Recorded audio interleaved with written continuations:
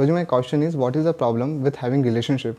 Even Krishna had the relationship with the others in Vrindavan and gopis. Yeah. Yeah, very interesting question, commonly asked.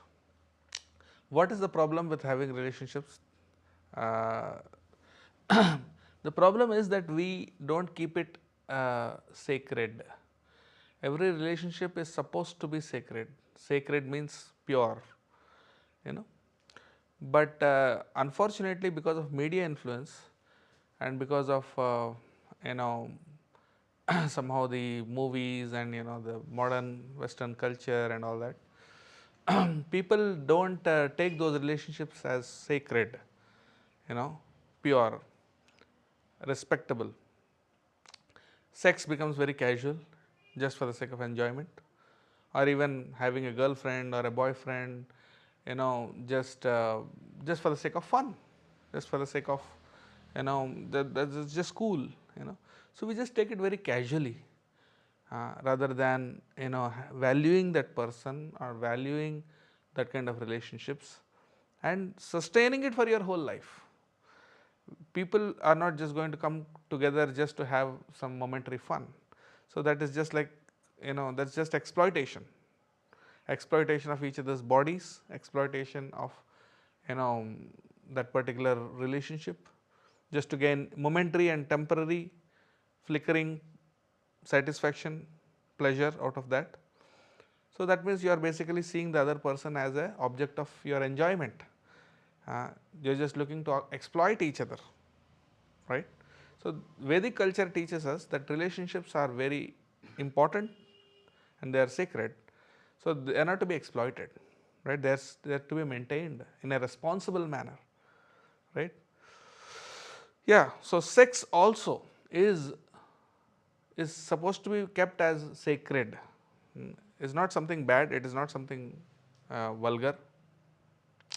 Uh, So yes, that is also very spiritual, but you need to keep it spiritual, you need to keep it pure, you need to keep it sacred.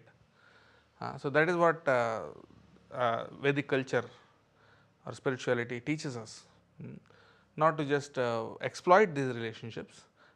Modern influence say you can have multiple boyfriends, multiple girlfriends, change your girlfriend or boyfriend every other day or every few weeks or months, have a new boyfriend. That is the trend, that is cool, because that's what the movie actors do, right?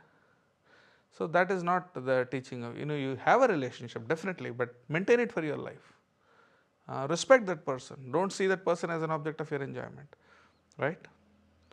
And do it at a certain age when you are mature enough to actually, uh, maintain that relationship for your life and to value that relationship.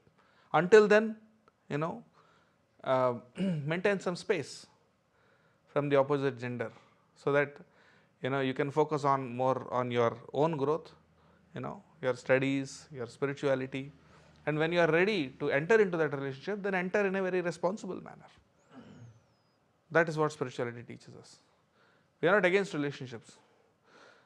Yes, Krishna had many relationships, as you said, but Krishna's relationships are not, you know, mm, frivolous. They are not vulgar, and those relationships were forever. Although Krishna left Vrindavan for 100 years, right? Still, the Vrajvasis, they had great love and respect even after 100 years of separation. Although those days there were no mobile phones, right? Uh, so that is the depth of relationship that Krishna had. So we can't imitate Krishna.